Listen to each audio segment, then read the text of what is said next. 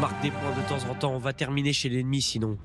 La voiture roule vers la première ligne, feu éteint pour ne pas être repéré. Ça sent la poudre. Des frappes sont tombées peu avant. Entrée sur position à la lueur d'une loupiote. Pour retrouver cette unité d'artilleurs dans leur abri, 4 dans 9 mètres carrés. La meilleure défense, c'est le camouflage. Si t'es pas repéré, ça ira.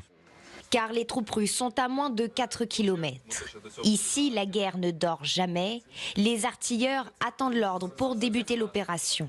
C'est plus difficile de travailler de nuit pour nous, car on voit moins. Après, de nuit, les distances seront mieux visibles. Et pour corriger les tirs, c'est plus facile aussi. Une cible est repérée. Les soldats sont concentrés. Dehors, le chemin escarpé. Malgré l'obscurité, les gestes sont méthodiques. Vas-y, dès que t'es prêt, tire.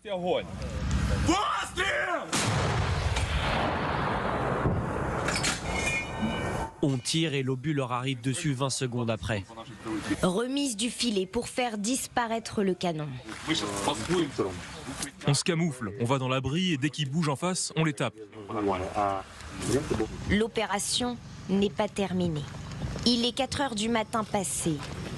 Un peu de café noir pour se maintenir éveillé.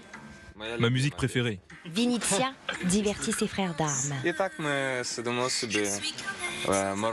C'est comme ça qu'on se détend moralement et physiquement. On se détend le cerveau.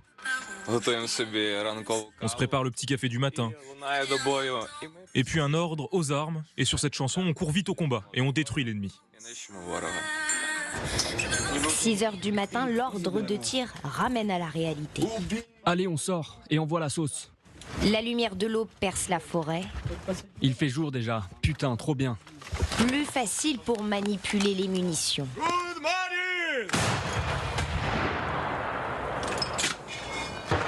D'autres canons tirent en concert, appui d'un assaut à l'aide de leur artillerie.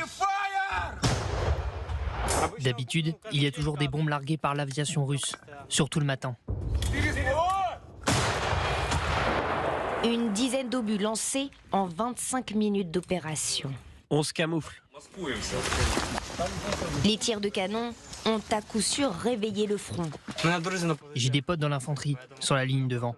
Ça me fait du bien de me dire que je les aide avec mon travail. Qu'on repousse l'assaut mené sur eux. Le temps est venu en Ukraine où chaque homme doit devenir soldat.